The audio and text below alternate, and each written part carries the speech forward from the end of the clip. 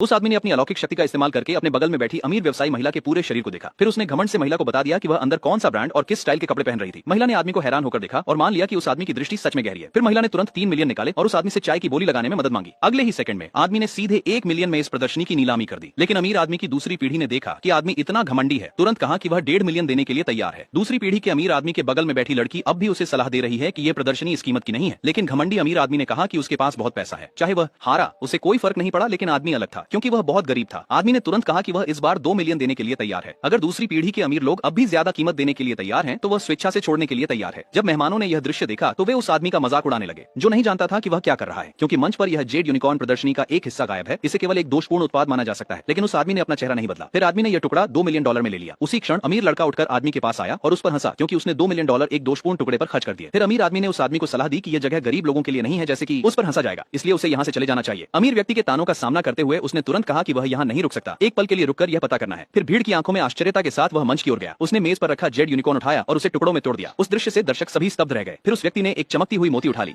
लेकिन मास्टर ने कहा कि ये सिर्फ महसूस किया कि मूर्ति असामान्य थी, भले ही सभी को लगा कि यह सिर्फ एक साधारण मूर्ति थी। आदमी ने इसके लिए $5 लाख दिए। फिर वह मंच पर गया और भीड़ की हंसी के बीच मनकों को मूर्ति पर रखा। अगले ही पल मूर्ति चमक उठी।